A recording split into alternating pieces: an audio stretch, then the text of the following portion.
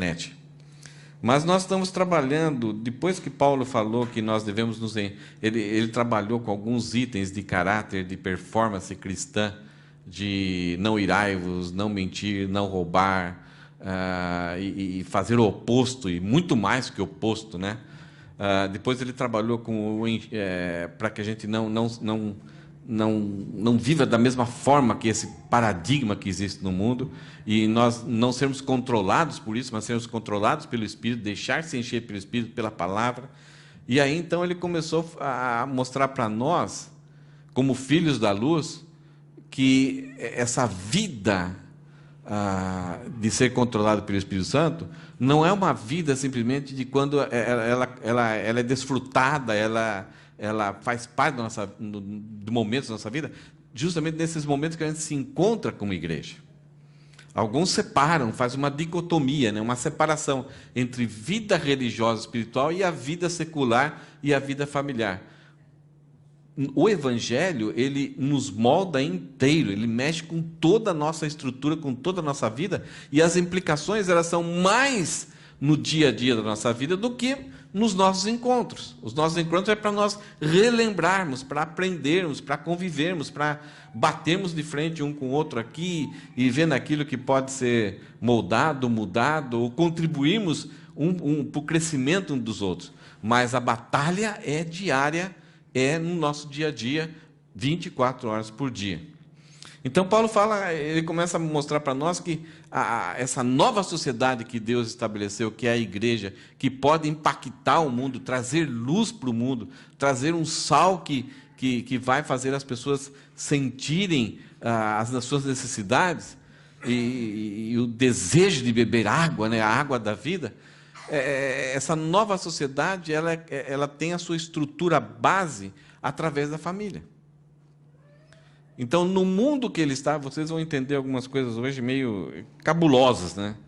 Mas no mundo em que Paulo estava, ele vai levantar duplas de exortações, duplas de conselhos, duplas de orientações para essa sociedade nova, começando pela família. Então, ele começa dizendo para a mulher. Aí você fala, nossa, ele está falando primeiro da mulher, é porque ele tem mais bronca da mulher? Não. Naquela sociedade, a mulher tinha muitos problemas, muitas dificuldades. Então, Paulo, quando ela era usada, ela era uma necessidade simplesmente para o homem continuar com a sua descendência, e muitas vezes o desfrute, a alegria da vida, o homem buscava fora da casa, não com a sua esposa, não uma vida legal com a sua esposa. A mulher ele dava, como se fosse uma cuidadora do seu lar, das suas despesas e dos seus filhos. Então, Paulo começa, dentro dessa dificuldade que as mulheres enfrentavam lá, ele começa dizendo para a mulher, e é uma coisa meio estranha, parece que o cristianismo simplesmente está dando uma continuidade. E ele começa dizendo assim, mulheres, respeitem, honrem o seu marido. Isso era uma coisa que muitos homens exigiam, impunham isso. Não admitiam que a mulher não fizesse isso. E a mulher, contra aquela aversão, contra aquela oposição que ela encontrava no seu marido, muitas tinham dificuldade, então, de honrar, por causa da crueldade com que eram tratadas. Como objetos, como simplesmente uma empregada, pisada, usada, abusada. Tanto moralmente, como emocionalmente, como fisicamente. Então, primeira coisa que Paulo fala é que o controle do Espírito Santo vai capacitar a mulher, a esposa, a amar e respeitar o seu marido. Espera aí, como assim? E o maridão lá? Gostei. Aí Paulo entra na questão da mulher, do marido. Marido, amai a sua esposa assim como Cristo amou. Uau! Então vai ficar fácil para a mulher honrar e respeitar. Aí Paulo pega um outro ponto fraco daquela época e fala, filhos, obedeçam e honrem os seus pais. É o que nós vimos domingo passado.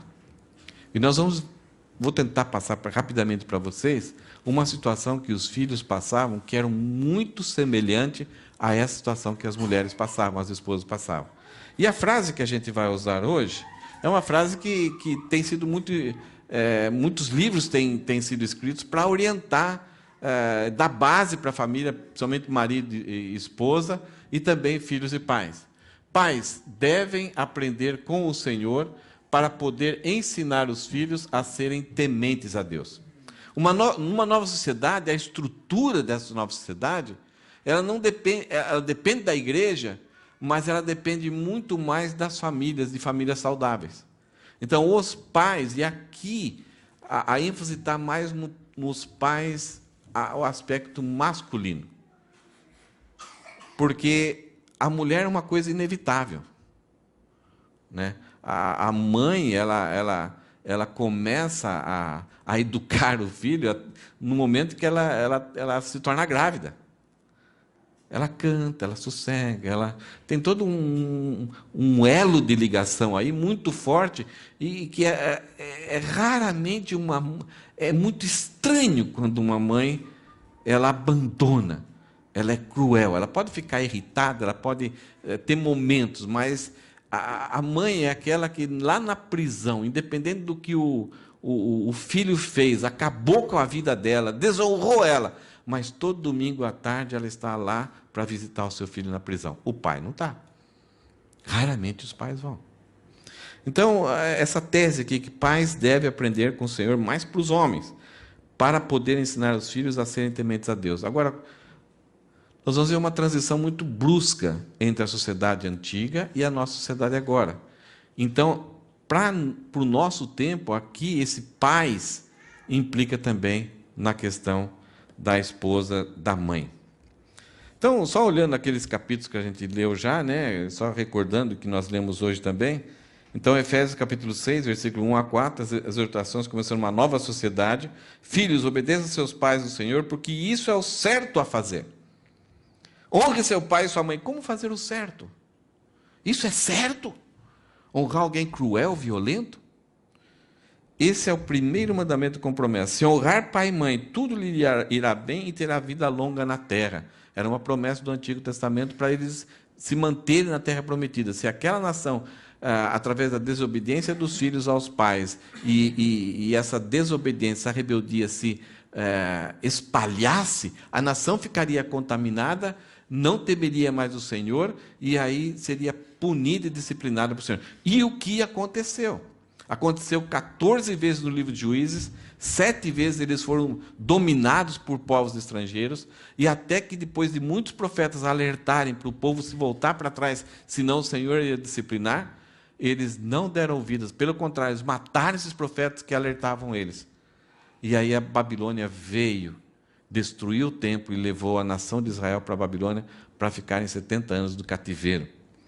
O objetivo de Deus não era simplesmente se vingar, mas era renovar no coração e na mente deles que eles deveriam confiar plenamente no Senhor e mostrar para eles o que o pecado, o que a confiança em ídolos os levou.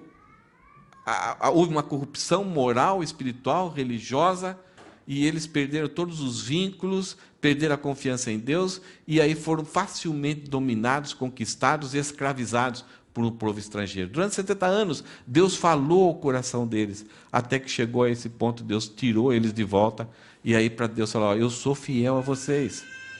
Não se envergonhem nunca de confiar plenamente em mim. E se vocês confiarem, quando vier a tristeza, quando vier a aflição, vocês não se envergonharão, vocês não fugirão. Mas o povo abandonou a Deus. Então essa era a promessa que Deus tinha feito no Antigo Testamento, e Paulo está lembrando essa prática, né, que as desgraças que você pode ter na vida, muitas vezes começa com a honra e a educação que você dá aos seus pais. E aí Paulo então começa no versículo 4 a dizer o seguinte: pais, não tratem seus filhos de modo a irritá-los. A ideia aqui é provocar a ira, ou trazer um desalento, fazer com que eles fiquem desalentados, desencorajados, desmotivados, que a vida para eles já não tenha significado e sentido nenhum.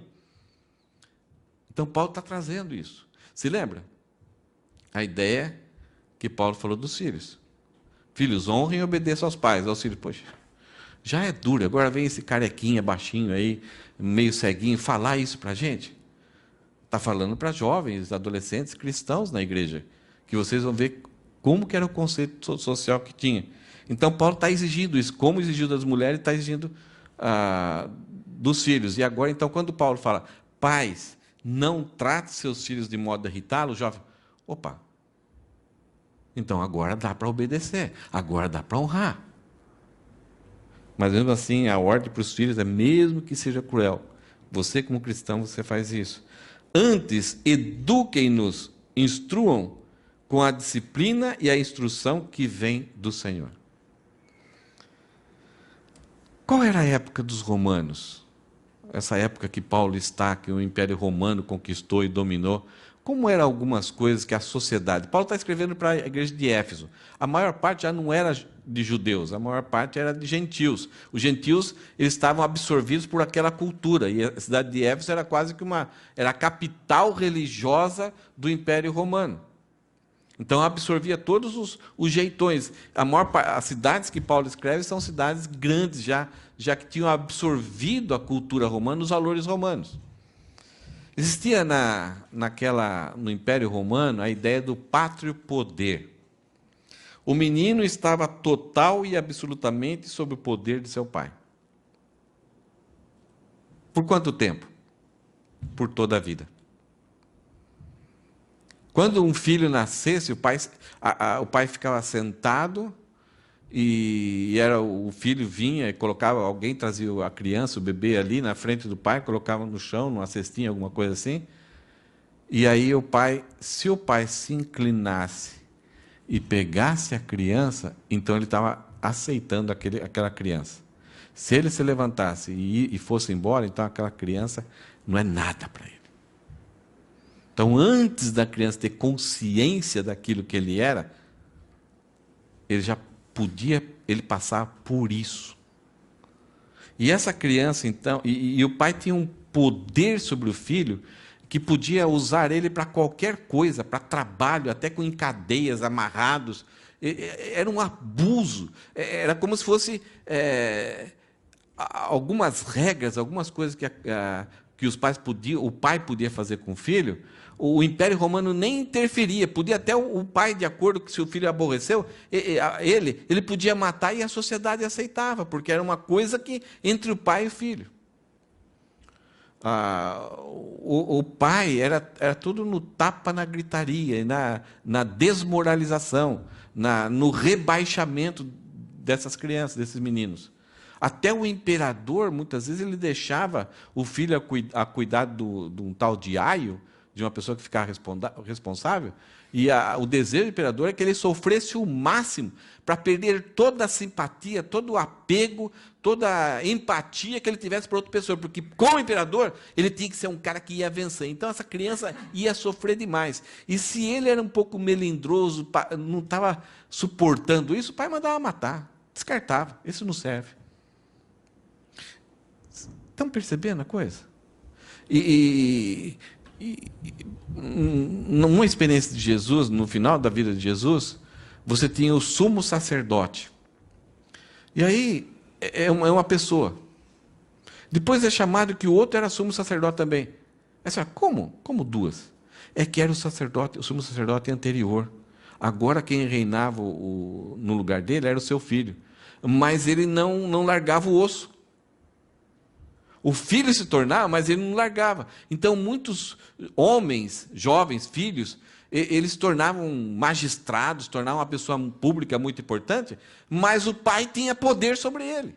Ele casava, ele tinha filhos, tinha uma família constituída, mas ainda o pai vinha e tinha um poder miserável, trágico sobre a pessoa dele. Se lembra que Paulo falou assim, deixará o homem seu pai, sua mãe se casará? Paulo está trazendo algo muito novo, rompendo essa questão do pátrio poder.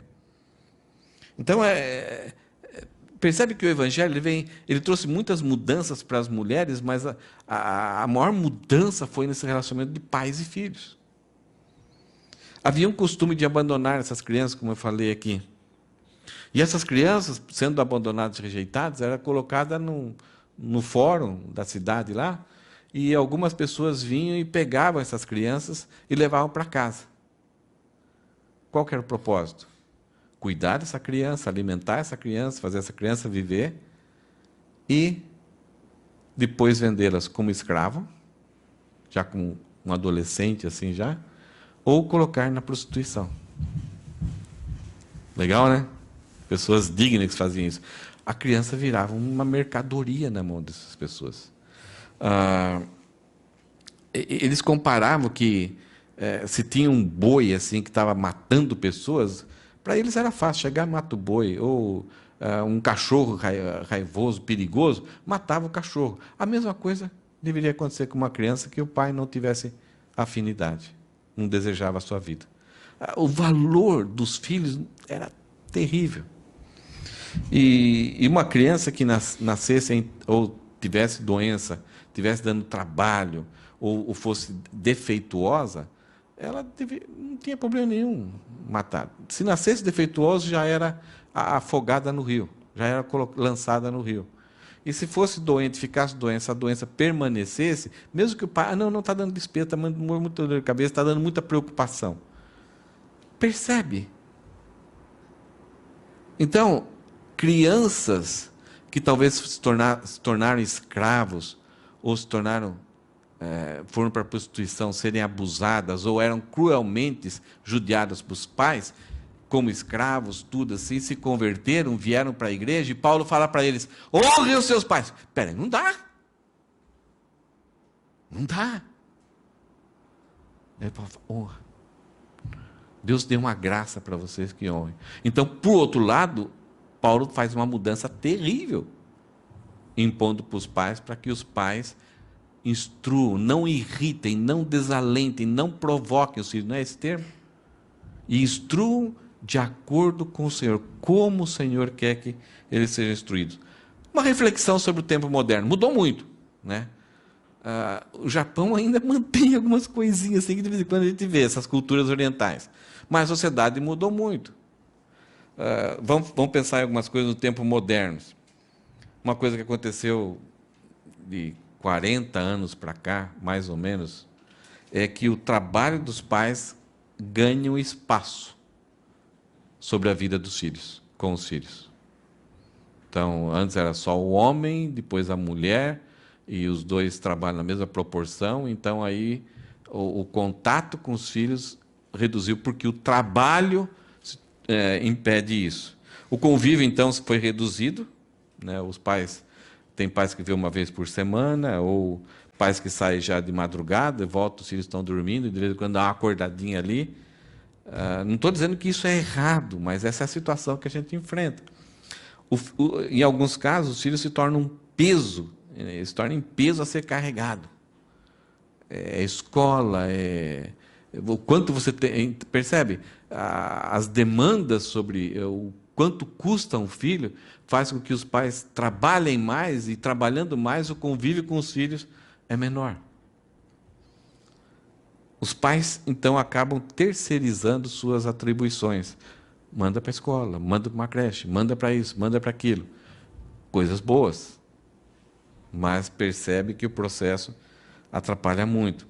Aí os pais se tornam indiferentes às necessidades dos filhos. E a pior coisa que o pai quer nesse momento é receber um recado que tem que comparecer na escola para ser informado de que o filho mordeu o coleguinha.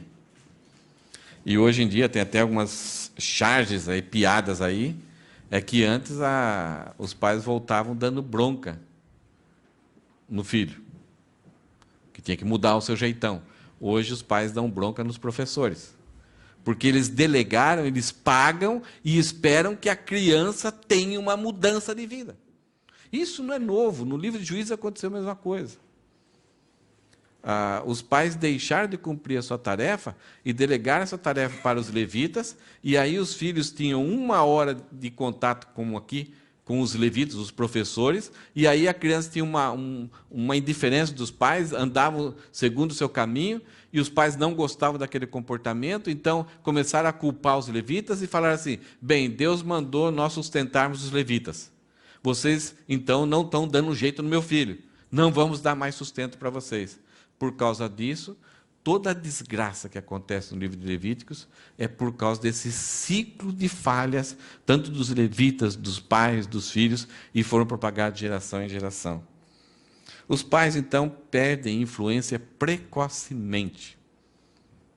Então, rapidamente, os filhos são mais influenciados pelos coleguinhas e professores, ou pela avó, ou pela babá. Então, de repente, o pai, né, tem que lutar para conquistar essa questão de autoridade e definir os valores para os seus filhos. Uma questão: quando a gente tem filhos, a gente olha para eles, qual o propósito que a gente tem para eles? O que a gente quer que eles cheguem na sua vida? É ser bem-sucedido? Simplesmente isso. É aquilo que eu compartilhei, o Samuel vai para... o Lucas está em Atibaia. É só isso. É ter uma vida feliz e confortável, ter um bom salário, ter uma casinha legal, olha, ter pode passear. É isso. Isso é bom, não é ruim. É ter ausência de problema, a pessoa que nada acontece de ruim, está tudo certinho, porque está tudo dominado, né? Está tudo controlado. Será que é isso? É atingir maturidade, saber todas as... tanto profissional, intelectual, trabalhista, um cara que não comete... É isso. Ou ter fama e reconhecimento. Hoje em dia, isso daqui se tornou mais forte, né? Então, pais já começam com seus filhos pequenininhos, já começam a fazer exercício, musculação, agilidade, ensinar, porque vai querer que o filho seja um bom jogador de futebol, e aí ele vai ganhar dinheiro, vai nos sustentar. E a menina já começa a fazer poses, usar maquiagem, jeitinhos aqui, jeitinhos de lá, tal, né, selfies, para ela ter uma oportunidade do Big Brother Brasil. O Big Brother e Companhia Limitada. E não importa... Não. Antigamente, o Big Brother era um sonho dos filhos e um pesadelo e vergonha para os pais. Inverteu hoje. É os pais que querem que os filhos sejam aquilo. Complicado. Será que esses são os nossos objetivos dos nossos filhos? Para isso... Para entender, juntar tudo isso aqui e vermos assim, qual é esse conselho de Paulo, em que ele está baseando esse conselho dos pais não irritarem, instruírem os filhos. Paulo, ele, num versículo só, mas ele está falando isso, mas ele está pensando em muitas coisas que a Bíblia fala a respeito dos filhos. E a primeira coisa que a gente precisa saber é como é o coração dos nossos filhos. Na hora que ele é concebido, como que ele é? É a sociedade que estraga os nossos filhos, é o mundo, é a TV, é a Netflix, né? Por que os jovens hoje têm problemas, um adulto tem problemas? Aonde foi o ponto em que ele perdeu a inocência e se tornou então pecador? Quem que é o culpado? Quem que é o responsável? Porque se a gente achar, o que a gente vai fazer com essa pessoa? Vamos acabar com essa pessoa. Mas em Provérbios 22:15 fala o seguinte: o coração da criança é inclinado à insensatez, mas a vara da disciplina a afastará dela. Nós conhecemos uma versão melhor, né? A estultícia está ligada, está impregnada no coração da criança. Então, quando a gente vê esses bebezinhos japoneses tão bonitinhos, e as nossas crianças aqui, né? Nossa, tem uma mais bonita que a outra. É um concurso de beleza aqui na nossa igreja. Tão fofinhos, tão espertas, tão inteligentes. Mas a Bíblia dá um raio-x delas terrível. Elas não têm alguma... de vez em quando elas fazem alguma coisa porque elas não sabem. Não. Lá dentro tem uma natureza pecaminosa, estulta, sem saber e rebelde contra Deus, com todo o potencial. Ainda não fizeram tudo porque não tiveram oportunidade. Essa é a natureza dessas crianças. Ela não vai, de repente, ter um botãozinho que agora virou pecadora. Não. E olha só o que Davi fala a respeito disso. Fala a respeito dele mesmo. Ele não está falando dos outros. No Salmo 51:5, Davi fala: pois sou pecador desde que nasci. Sim, desde que minha mãe me concebeu. Para Davi, o nascimento é quando o óvulo e os espermatozoides se juntam. Ele se tornou vida, e ali foi transmitida a natureza pecaminosa herdada de Adão. Ah, mas um peca mais, outro peca menos. A natureza é igual. As oportunidades, as limitações é que vai definir um pouco o quanto a gente vai pecar mais ou menos. Mas a natureza pecaminosa é igual. E é pela natureza pecaminosa que Jesus morreu. Não foi pela nossa quantidade e qualidade dos nossos pecados. Ele morreu por nossa culpa, por causa da nossa natureza pecaminosa, que nós herdamos no momento em que houve aquele casamento no útero das nossas mães. Além do coração ser inclinado à sensatez, além de sermos pecadores desde a concepção, ao nascer, é lógico que nós vamos ter influências familiares, limites, orientações ou oportunidades abertas, incentivos. E essas influências familiares vão ser por causa da estrutura da família. Como que é a família? Tem o pai, não tem o pai? São jovens, são mais velhos? São pobres ou são ricos? São instruídos, não são instruídos? Não estou dizendo que uma coisa é ruim ou benéfica, mas essa estrutura da família, quantidade de filhos, se é o primeiro filho, se é o último filho. Por exemplo, o primeiro filho é o que mais tem fotos, né? O segundo filho já usa a roupa do primeiro filho. Então, essas experiências da estrutura da família vai trazer algumas contribuições. Conversando com o Elisandro e a Priscila essa semana, aquilo que demorou o Zé fazer, a Laísa demorou um pouco menos. O Benjamin demorou menos. E a baixinha, tão fofinha, queridinha, quase não demorou nada. Por quê? Por causa da estrutura familiar. Ela tem 3 professores para ensinar elas, e mais o Pingo, né, que é o cachorrinho lá. Os valores, né, os valores que vamos aprendendo, vamos absorvendo ao longo do tempo da família, né? O que é mais importante para a família, o que é menos importante, o que a família dá toda a ênfase ou não. Então, cada família é diferente e as influências vão exercer e vão formando a nós. Os papéis, o que é o filho mais velho, qual o desempenho dele, qual que é o desempenho do pai, da mãe. Então, tudo isso gera influência e vão formando o comportamento da criança. As resoluções, como se resolve problemas na estrutura familiar.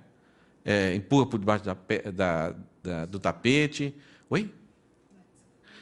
Empurra para lá, ou torna a coisa quase uma coisa terrível, qualquer problema gera uma confusão violenta na família, que ficam meses e meses sem conversar, ou os problemas são tratados da forma correta, ou existe, por exemplo, mentira.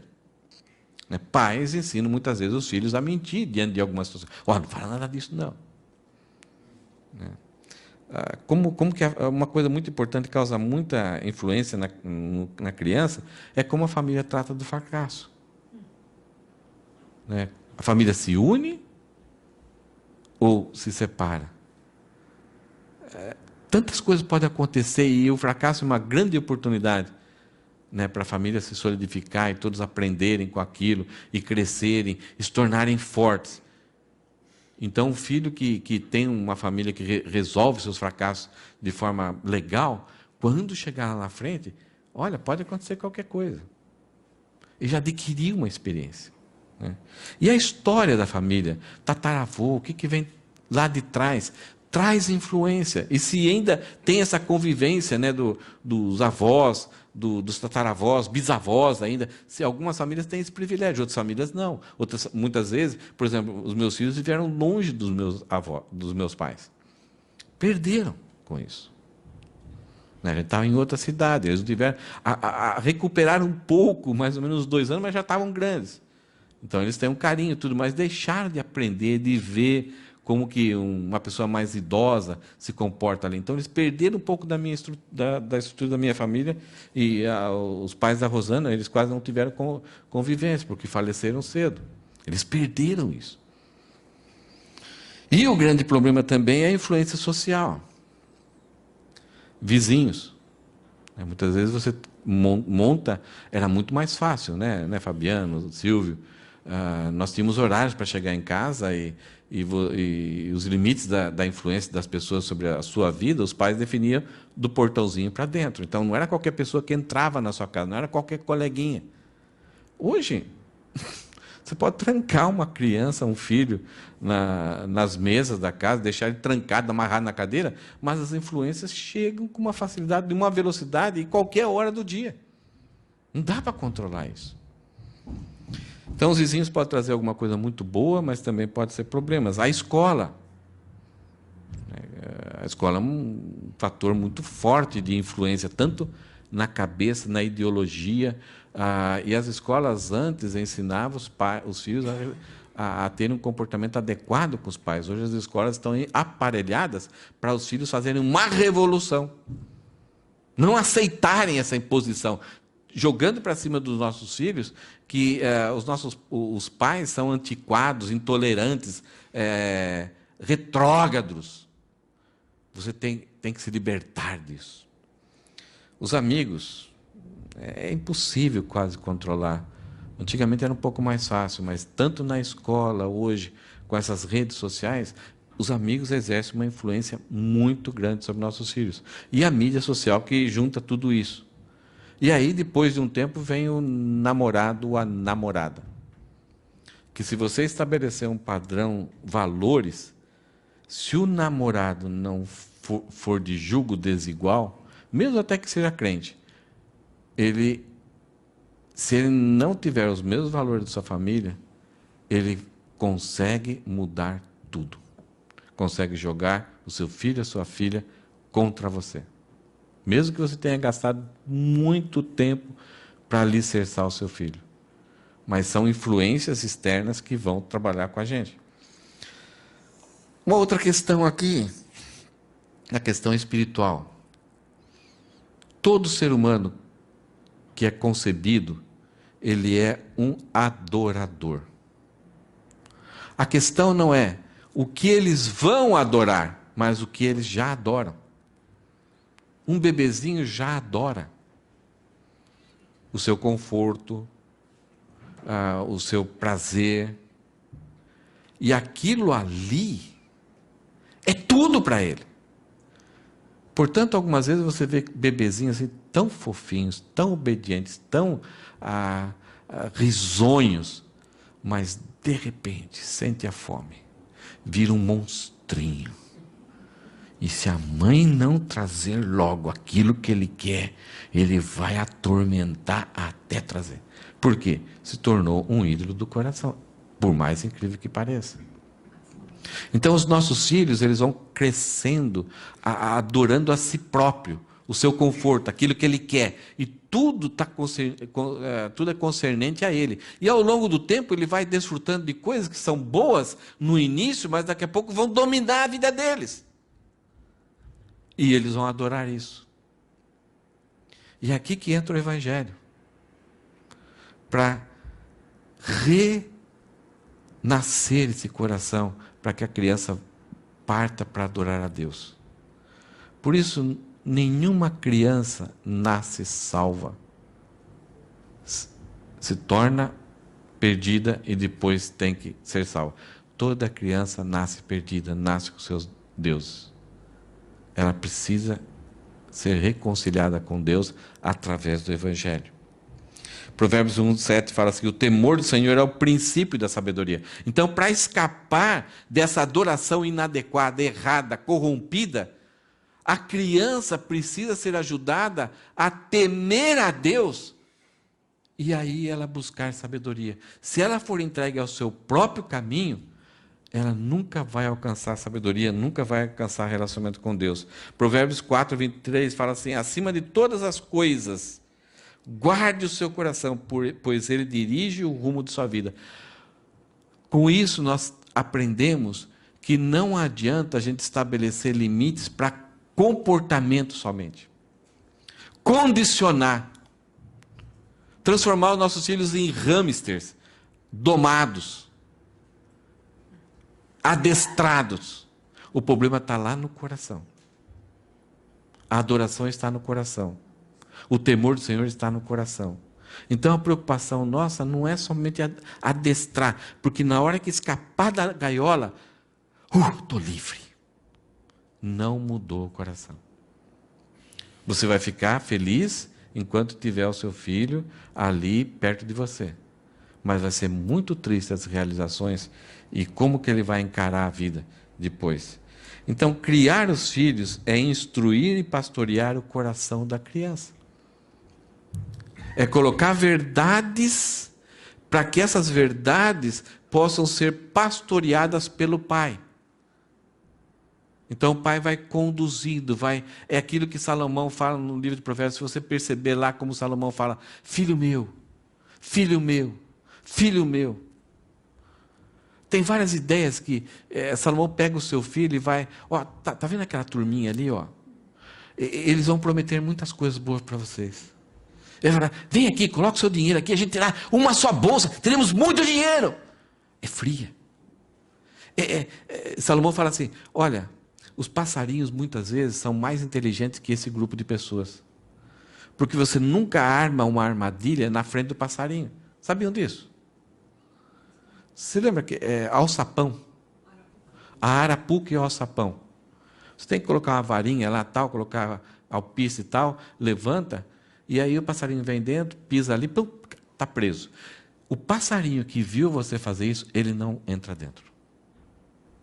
Então essas pessoas, esses jovens, Salomão está falando, eles estão fazendo as coisas, eles mesmos estão fazendo as coisas para eles mesmos caírem na arapuca, e o passarinho tem mais inteligência que ele, com aquele cérebrozinho pequeno.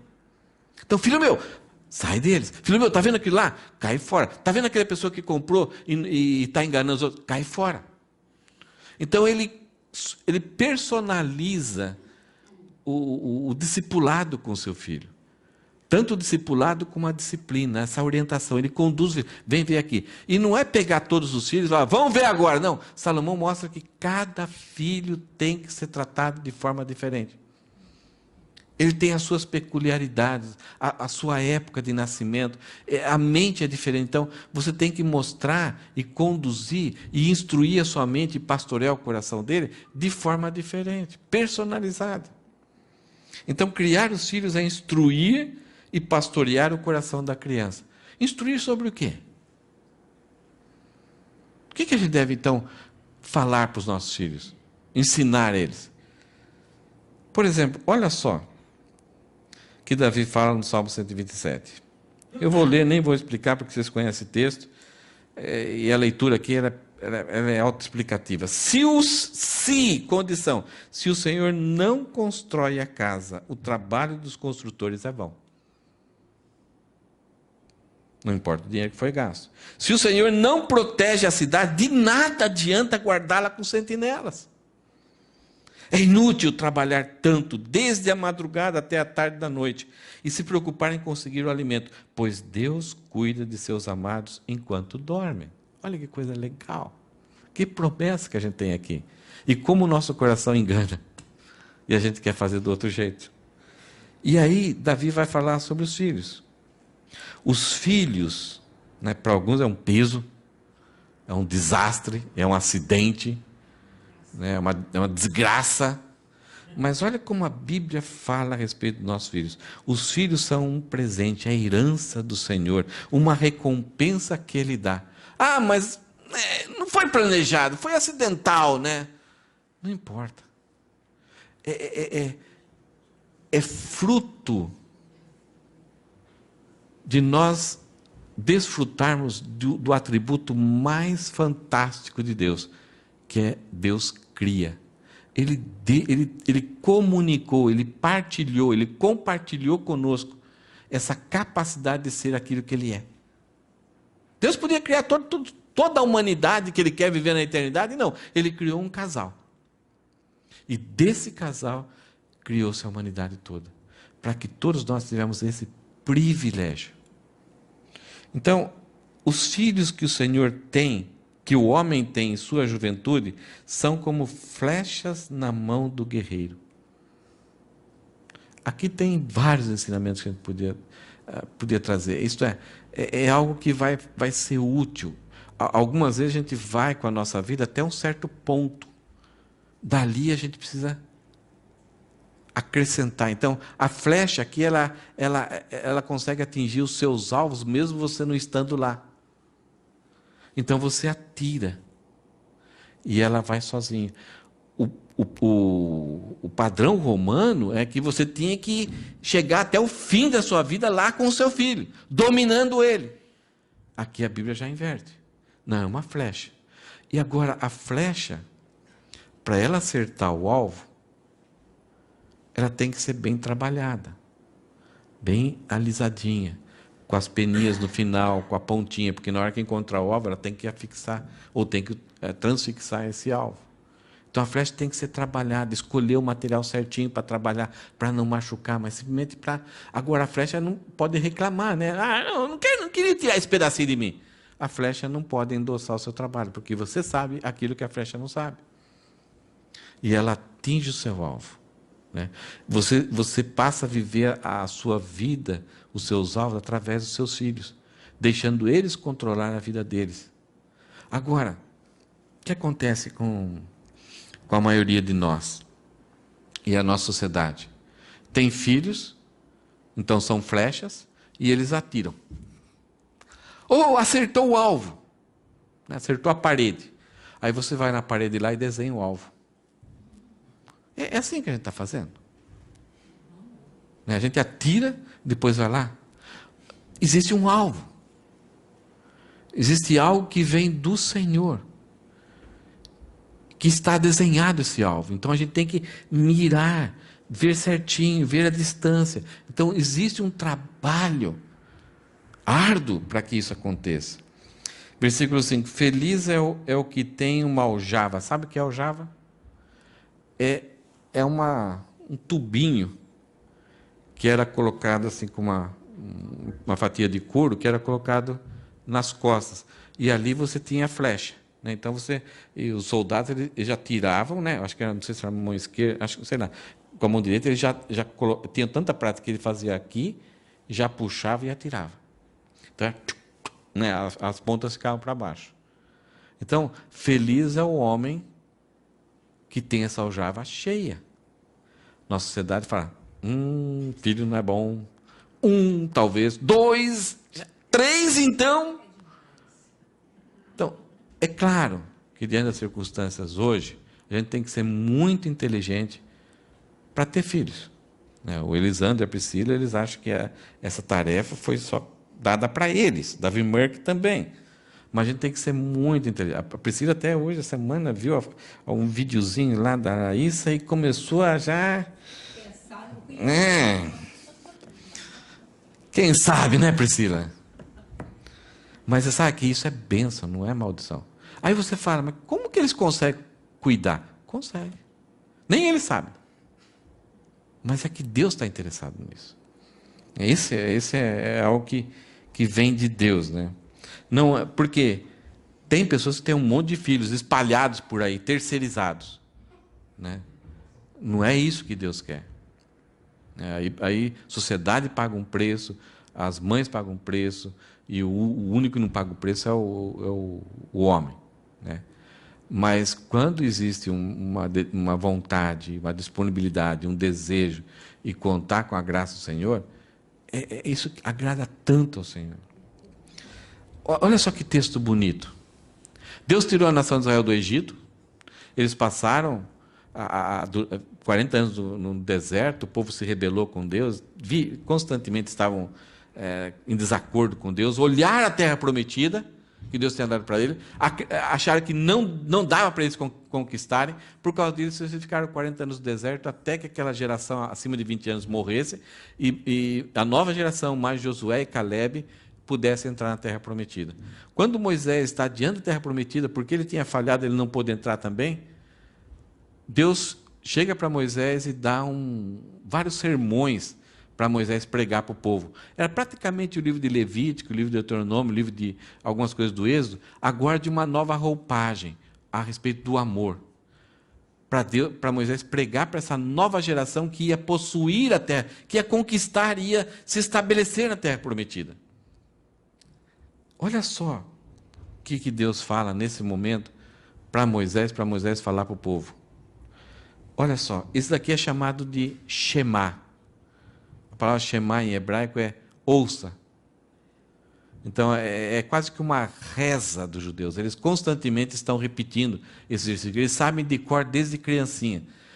Olha só essa mensagem que Deus deu para a nação de Israel. Ouça, ó Israel. Primeiro, o Senhor, nosso Deus, é o Senhor único. Ame ao Senhor, seu Deus, de todo o seu coração, de toda a sua alma e de toda a sua força. Guarde sempre no coração as palavras que hoje eu te dou. Palavras para os pais, para as famílias que estão ali junto com Moisés. Então, primeira coisa, o Senhor é o único. Não existe outro Deus. Isso, como pai, a gente tem que entender. Não existe outro, não deve existir, a gente deve entender, colocar na nossa cabeça, e não deve existir outro deuses no nosso coração. E os filhos têm que olhar e ver que isso é verdade. Amar ao Senhor. Nossos filhos têm que entender que a gente tem um compromisso com Deus. A gente ama Deus. Não somente na hora que a gente canta, levanta a mão, chora e pula. Não, que a gente faz. É sério com Deus. Obedece a Deus mesmo muitas vezes com lágrimas. E guardar sempre nos corações as palavras.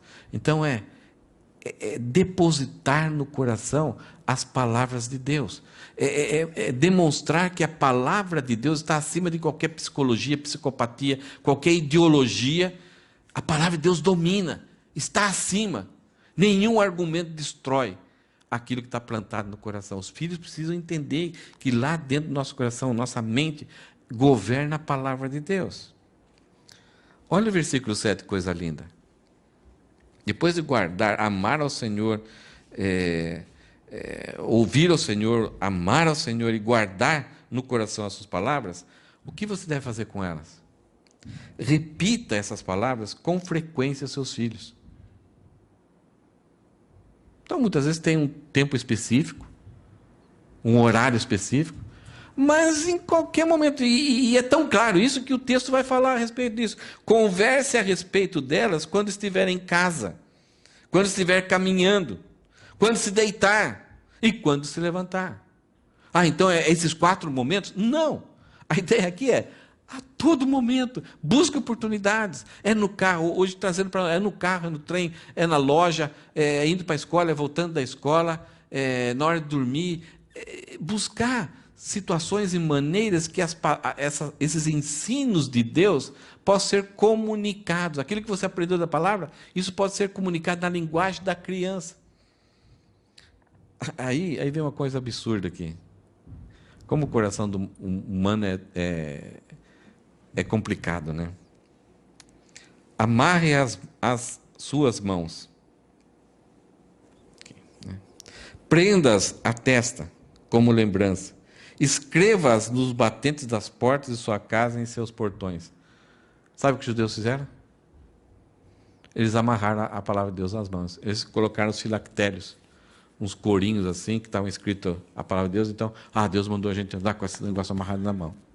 Aí eles fizeram umas caixinhas de madeira com alguns textos bíblicos lá dentro, e fecharam essa caixinha, pegaram uma tira de couro e amarraram na frente, o frontal. Então, você vê, dá uma olhada, uma foto de judeu, você vai ver que ele tem umas tiras de couro amarradas aqui e o negócio na testa. E aí ele tem a mezuzá, né?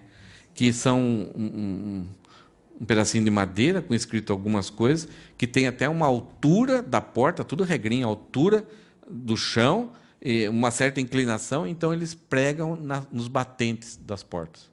Era isso que Deus estava querendo fazer. Talvez para lembrar disso aqui, podiam fazer. Mas a ideia é que os filhos devem ver que todas as nossas ações, a ideia da mão, todas as nossas ações, elas eram avaliadas estavam de acordo com a palavra, com os ensinamentos. Que tudo aquilo que a gente via e pensava é de acordo com os princípios da palavra de Deus. E tudo aquilo que está no lar, que a forma de relacionamento uns com os outros da família, o que acontece no lar, tudo é balizado pela palavra de Deus. E o que aconteceu, e até hoje tem isso, tem igrejas vendendo a R$500 cada mezuzá, aquela tabuinha de madeira para colocar na porta. Então, quando você coloca na porta, meu lar está protegido agora. Tá nada. Você acha que o demônio da internet que vai olhar, eu não posso entrar aqui porque tem essa portinha? Não vai. Não é isso. É o coração da criança e o coração dos pais que vão fazer o ambiente ali. Na submissão do Senhor, no temor do Senhor, no amor do Senhor. É bonito você colocar quadrinhos com versículos, uma Bíblia aberta na entrada da sua casa, não tem problema nenhum. Mas aquela Bíblia aberta no Salmo 91 não protege a sua casa. Só está pegando poeira. Isso é feitiçaria gospel. É sério. Então, embora, o que a gente pode ensinar para os nossos filhos? O que ensinar a respeito de Deus? Por exemplo, a respeito da pessoa de Deus. Você sabe quem é a pessoa de Deus? Como que ele é? Ele é uma pessoa, é uma energia, ele começou a existir, ou tem muitos do lado dele, então a gente escolhe um. Quem que é Deus? A palavra dele, o que é a palavra dele? Como que aconteceu? Ela realmente tem autoridade sobre a nossa vida? O poder de Deus, ele é limitado? Ele tanto tem poder para salvar, ou tem poder para julgar o mundo? Ele tem direito de fazer isso? Qual é o plano de Deus? Será que Deus simplesmente criou o homem? Se vira aí, agora qualquer coisa me chama aí. Será que é isso? Ou tem um plano? Tem uma história? Quem é o povo de Deus? Todo mundo que é nascido de Adão é povo de Deus. Será que é isso? Qual é a providência de Deus? Deus providenciou alguma coisa para resolver o problema do homem ou não? Ou o homem tem que se virar por sua própria conta? Deus tem padrões? Ou cada um faz o que bem entende, ou segundo o que dá no seu coração. Né? Hoje a gente viu, se o seu coração estiver feliz, vai e faça. Será que a gente tem esse direito? Ou, podemos até fazer. Mas será que está desacordo ou de acordo com Deus? Qual é o processo de Deus? Como que Ele age em construir e fazer as suas coisas, resolver os seus planos? Qual é o propósito? A mesma coisa que plano. E qual a provisão? Deus cuida da gente? Ele providencia aquilo que é necessário, ou a gente tem que ralar e se virar para resolver os nossos problemas? Será que Deus está interessado naquilo que é necessário para a minha vida? Percebe? Eu, como pai, eu tenho que saber essas coisas. Porque se eu tiver uma informação errada a respeito disso, eu não vou estar transmitindo a Deus. Olha, cuidado aí, esconde de Deus. Algumas vezes eu vejo, isso aí não é só comigo, mas até agora nem sei muito, mas é comum nas igrejas o pessoal conversar assim e falar assim, mas vamos fazer isso, mas não fala o pastor, hein? Qual o problema de falar o pastor ou não falar o pastor? Se é errado, Deus então não está vendo? Percebe o problema da teologia? Se o pastor então não souber ou não ver, então não é pecado. Então, quem é Deus nessa hora? Então, as nossas atitudes, como a gente se relaciona, como a gente resolve os problemas, como a gente se comunica com os nossos filhos, está fazendo o coração, está alimentando o coração dos nossos filhos a respeito dos conceitos que são a respeito de Deus. Então, se Deus é simplesmente, não vai fazer isso não, hein? Deus vai te castigar. Será que é certo fazer isso? Então, qual é a imagem que a criança leva para frente a respeito de Deus? Então, em primeiro lugar, instruir o coração, a mente do filho com aquilo que é de Deus revelado nas Escrituras, se estiver de acordo com as Escrituras. Então, por isso, há uma grande necessidade de a gente aprender. Se lembra lá a oração do Deuteronômio 6? Ouça, ó Israel, ame ao Senhor. Então, antes da gente se preocupar em que os filhos obedeçam, a gente tem que obedecer e ouvir a Deus, porque nós somos agentes de Deus em cuidar dos nossos filhos. Os nossos filhos são o que de Deus para nós? herança. Então, se são de Deus, é algo muito precioso, tem um valor enorme. E a coisa mais chata que tem é quando o pai dá a herança para o seu filho, e o seu filho faz o quê? Você lembra o filho pródigo? Estragou, destruiu, desperdiçou. E, gente, quando a gente conta com a ajuda de Deus, se prepara. Os teus filhos vão ser muito melhor que vocês. Vão ser muito melhor que nós. É algo que, com a ajuda de Deus, com o cuidado de Deus, é algo que você fala, como? Eu quase atrapalhei todo o processo, mas Deus cuida e faz do jeito dele. Agora, além de instruir sobre Deus, a gente tem que instruir sobre a vida também. Todo dia a gente tem que pegar os nossos filhos e dar orientações. Por exemplo, dilemas da atualidade. O outro está em primeiro lugar que eu? Eu tenho que me preocupar com os outros? Ou só usar os outros para aquilo que eu quero? A questão de dar, sabe que a generosidade, o contribuir, o ser bondoso, será que não é perder? Será que depois vão me ajudar? Se eu dou, será que alguém vai me ajudar? Mas a questão esses valores são com relação a Deus, não são com relação aos outros. A questão de servir, será que não é melhor ser servido? Eu vou trabalhar tudo para mim ser o que o pessoal fala aqui? O sachô. Que eu entro, todo mundo, né? Todo mundo cata, ele pode bater na cabeça de todo mundo. É o cara que manda. Então, será que é isso que a gente tem que ensinar? A questão de contentamento e gratidão. Essa é uma área muito difícil para trabalhar com os nossos filhos. Deles ficarem contentes em toda e qualquer situação. Por causa dos ídolos que são colocados no coração dele, ou ele mesmo alimenta, essa área de contentamento é uma coisa terrível. Ele vai ganhar dos pais, se um filho tem ídolos no coração, se eles não são dominados, e se não aprendeu a questão do contentamento e gratidão, ele vai ganhar dos pais no emocional. Por incrível que pareça, nossos filhos sabem nos manipular. E não pensa que é depois de 12 anos. É com 1 mês, 2 meses, 3 meses. Eles conseguem. Questão de sabedoria. O que é a sabedoria? O temor do Senhor. Decisões práticas, decisões a longo prazo. Né? Não cair na ilusão, nas promessas vazias. Né? Principalmente a fase dos 16 anos, quando os filhos vão resolver fazer faculdade. Cuidados, que sofrimento. Porque, eu quero ser médico, mas...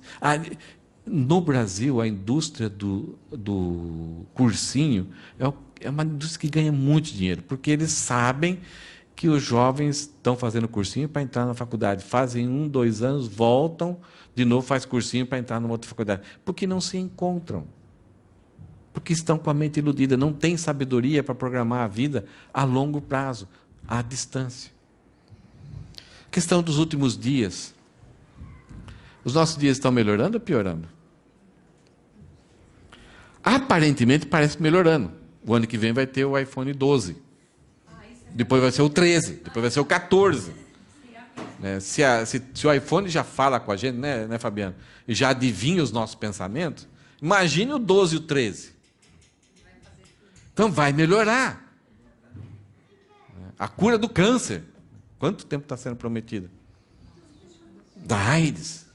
Então pode ser que algumas coisas que o homem deseja vai melhorar. Mas a indiferença para com Deus, o desprezo para com Deus, vai aumentar. Você recebeu no Facebook alguma coisa sobre a Netflix esses dias? Tem um grupo de humor no Brasil, já fizeram várias coisas. É um humor baixo. Jovens, inteligentes, estudados, capacitados, mas que desprezam a pessoa de Deus num nível satânico. E eles fizeram um filme patrocinado e promovido, produzido pela Netflix, falando então da história de Jesus, sendo Jesus um homossexual. Só peguei algumas coisas que o pessoal falando, mas é algo terrível. E o pessoal aplaudindo, né? Gostando disso, porque agora a humanidade está caminhando num nível de tolerância, de amar todo mundo uns aos outros, respeitar uns aos outros. Mas os nossos filhos têm que entender que esses são os últimos dias, é um desprezo total pela pessoa de Deus, que vai culminar com o encontro com Deus. A questão de reconciliação, que envolve perdão, arrependimento. Esse é um valor intrínseco da vida. De você perdoar, se você estiver errado, você pedir perdão, e depois que houve depois haver a reconciliação e seguir em frente. Hoje não, é a vingança, é o seu direito, você tem que buscar o seu direito, você tem que pedir indenização. Então é colocar nos nossos filhos de que ele é o cara. Temos que ensinar a respeito disso. A questão do caminho em que ele está seguindo. Qual é a regra? Existe uma regra, um padrão que ele deve seguir, que ele deve observar? Ou ele vive de acordo com o que ele quer? Agora eu vou fazer isso aqui, agora eu vou fazer aquilo lá, agora eu vou descambar, agora eu vou voltar. E volta numa boa. Será que tem um valor moral que deve guiar as nossas vidas? Que vamos prestar contas disso? Será que nossos filhos precisam saber disso? Então, além de instruir sobre Deus, a gente tem que instruir sobre a vida, para que ele tenha sucesso nisso. Né? Muitos jovens, quando entram no emprego, eles ficam 2 meses, porque eles têm muita dificuldade de ter pessoas que mandam nele, dele prestar contas. Ele quer fazer o que bem entender, ele não aceita um não aceita uma correção. Nós temos que ensinar os jovens a fazer isso.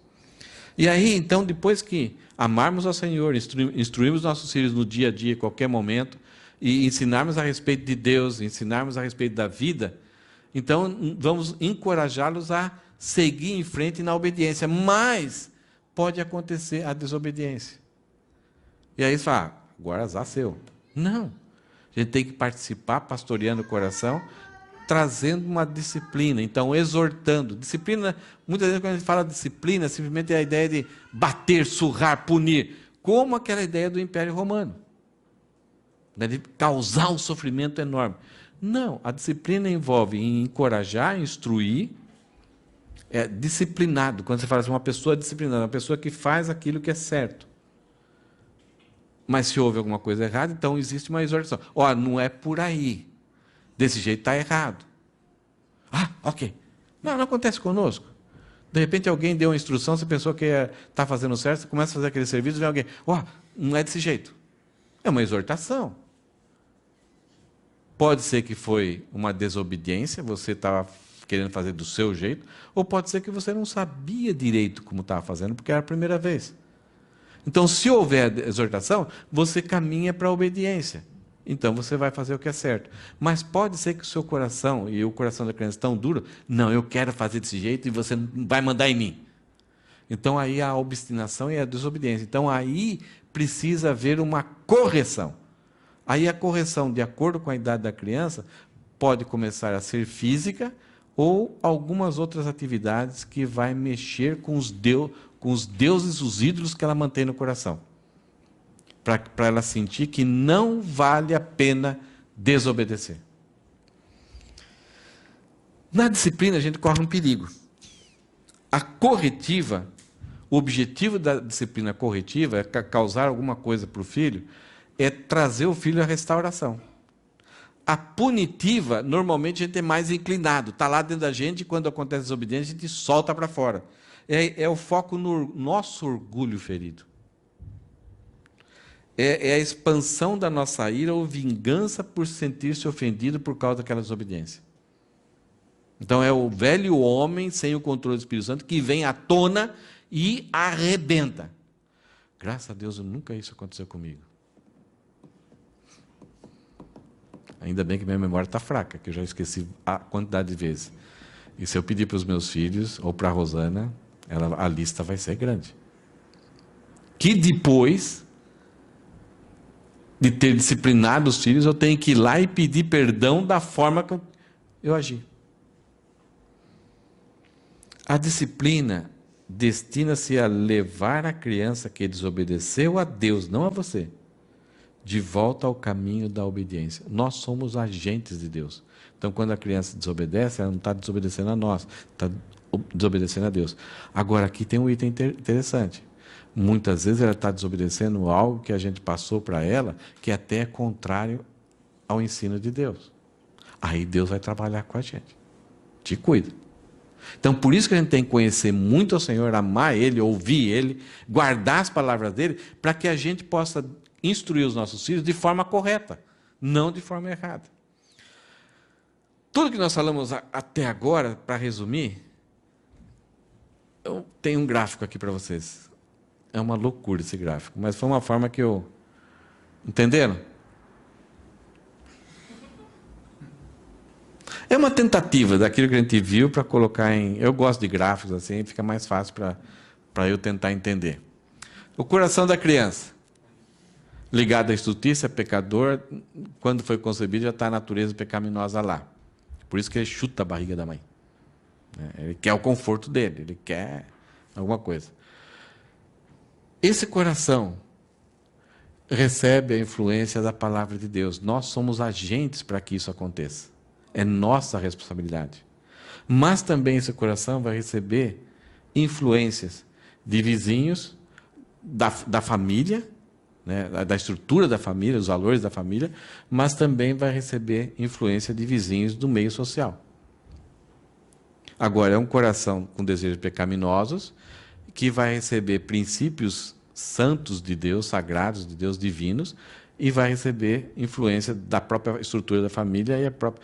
O que você acha que o coração da criança vai gostar mais de absorver? Vai ser mais fácil ela absorver? Aquilo que encaixa. Por isso que muitas vezes uma criança ela tem mais facilidade de aprender o que é errado do que é o certo. Papagaio também é assim. Você pode conversar o dia inteiro, é uma coisa incrível isso. Conversar lá, mas falou um palavrão, ele vai aprender o palavrão. E aí, né, quando o pastor chega, aí a criança, então, tem esse depósito de informações, de valores, do que é certo, do que é errado, do que é futuro, do que é ficção ou não. Aí acontecem situações, todo dia está acontecendo situações diante da criança e diante de nós. Aí a criança vai fazer escolhas. Ela vai tomar decisões. E aqui que está o problema, o cerne dessa questão de instruir e pastorear o coração da criança. É porque as crianças, nós não podemos tomar decisões por elas. Em alguns casos, sim. Né? Essa criança quer atravessar a rua, você segura, então você toma uma decisão por ela. Mas instruir e pastorear a criança, desde pequeno, já fazer a criança pensar nas escolhas que ela está fazendo. Não simplesmente impedir ela de viver. Isso que é irritar os filhos. Muitas vezes a gente irrita os filhos porque a gente não quer que a criança faça alguma coisa errada, mas impedimos ela, estabelecemos limites que aborrece. A criança fica aí desencoraja, desestimula e a criança não se torna sábio. Não faz ponderações, não faz avaliações na hora de tomar uma decisão. Na hora que ela fica indecisa, fica dependente do pai. É aquela criança que está na escola, mãe, eu devo comprar esfirra ou coxinha? A quantidade de crianças, tem escolas que proíbem isso, porque elas não sabem o que escolher para comer. E precisam da mãe toda hora ligando. O pai e a mãe gostaram disso, porque parece que é uma criança obediente, mas não. É uma criança que não sabe tomar decisões. Então, a criança vai enfrentar a situação e ela pode obedecer, fazer uma escolha, a obediência segundo os valores que ela recebeu corretos. Se ela recebeu obediência, se ela agiu com obediência, nós devemos ter uma palavra de aprovação.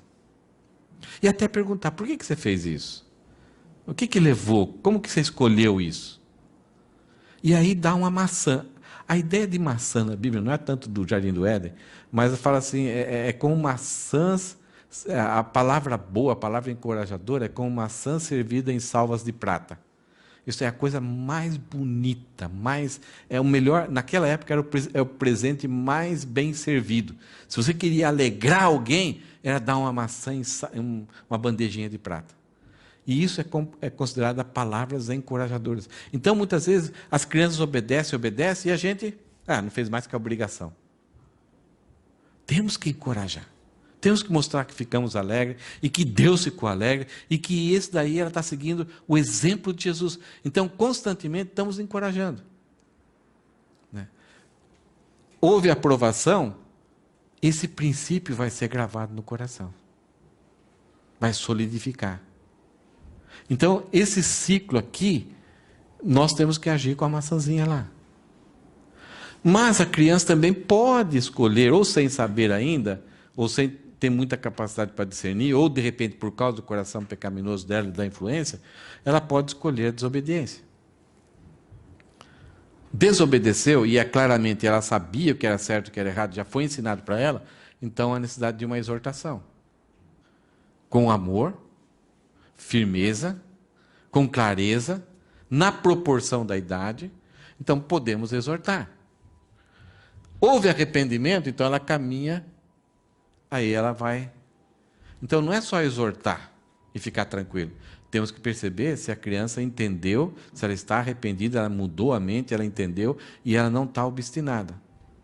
E ela vai estar disposta a obedecer. Numa próxima chance, a gente vai avaliar. Porque muitas crianças, ela sabe que depois da exortação, se ela não demonstrar que ela está arrependida, ela vai sofrer. Então ela engana a gente. Ô pai, desculpa, eu estou arrependido. Ô pai, mas lá dentro, enganei meu pai. Então, nós não podemos saber o quanto uma criança está arrependida. Pode ser que uma criança que fique quietinha, cabeça baixa assim, está verdadeiramente arrependida, está triste. E a outra que está chorando, esgoelando, eu estou arrependido. Está simplesmente fazendo uma encenação. E você contente com ela, ou eu contente com essa atitude. Foi exortado, não mudou o comportamento, não parou com aquele comportamento. Então aí tem que vir a correção, a disciplina. Eu coloquei aqueles anéis ali. A ideia é a seguinte: quanto mais nova a criança, mais embaixo de idade ela tenha, temos que começar com uma disciplina física. A criança, ela não consegue, o físico, né, a dor, a sede, a fome é que vai deixar ela feliz ou não. Então, com cuidado, proporcionalmente, não descontrolado, né, temos que provocar uma dor na criança. E à medida que a criança vai ter compreensão, esses meios físicos vão diminuindo. Né? Então aí você vai ter que buscar outra coisa, ficar num canto, tirar o privilégio de um iPad. Hoje em dia, né, nós temos uma arma muito a nosso favor, né? É tirar o celular. Isso desmorona uma criança. Muitas crianças mudam o comportamento, porque se ficar sem o celular, então eles barganham isso. Mas a gente precisa ver o que está lá no coração. Simplesmente ela está barganhando com você, ou realmente ela entendeu e está querendo mudar. Então, esse espiral é só para a gente entender que a dor física começa devagarinho. A Bíblia fala de vara. Né? A orientação que o pessoal fala é uma varinha flexível, 3 varadinhas que provoque a dorzinha ali, simplesmente não é fazer a criança ser espancada sem limite. Chinelo não é bom, cinta não é bom, cordão de ferro, você lembra aqueles ferros de passar roupa antigamente lá? Né? Não é bom, pau de vassoura não é bom, sandália havaiana também não é bom, porque dá um tapa, muitas vezes fica marca, tapa na cabeça, nunca, de jeito nenhum. Usar a mão também, a própria parte, tanto o pé como a mão, não devem ser usados. Porque faz parte do seu corpo. O seu corpo é para outras coisas. Você tem que usar sempre um instrumento de correção. Nossa! Mas hoje em dia a gente tem uma ferramenta que não foi fabricada exatamente para isso, mas é muito bom. É aqueles bastãozinhos de cola quente, compridinho.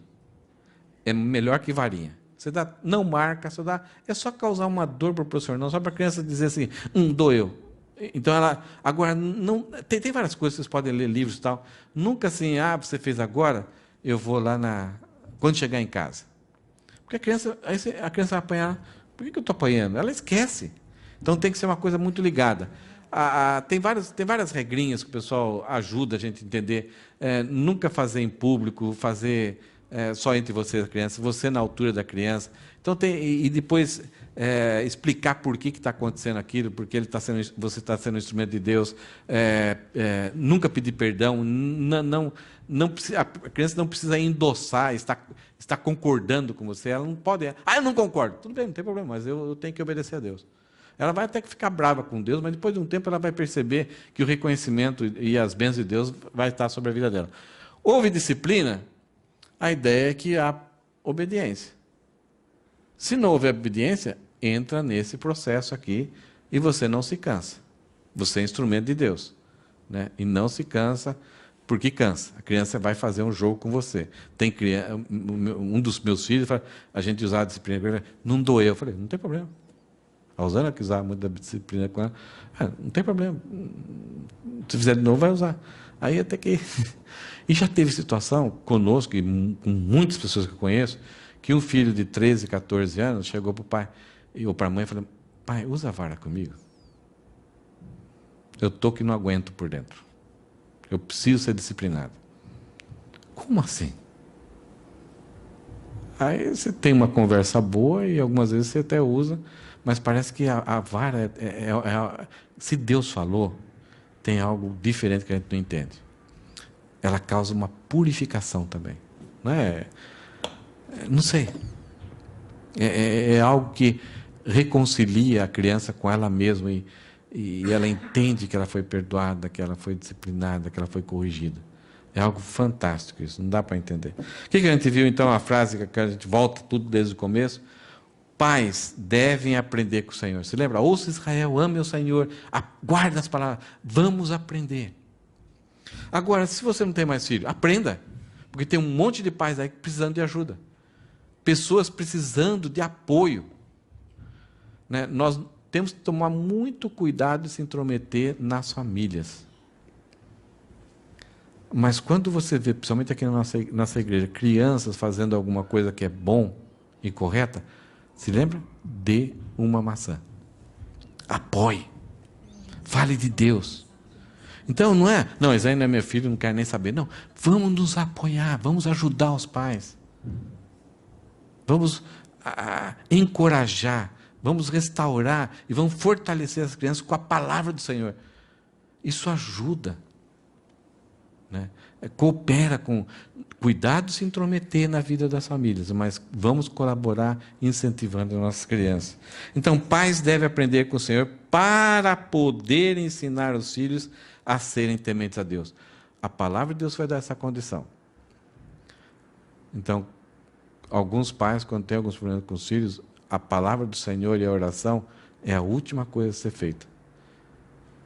Outras coisas, principalmente seculares, e depois, então, aí quando aquela frase, agora só Deus na causa. Não. Deus na causa é a primeira coisa a ser procurada. Alguns desafios para nós.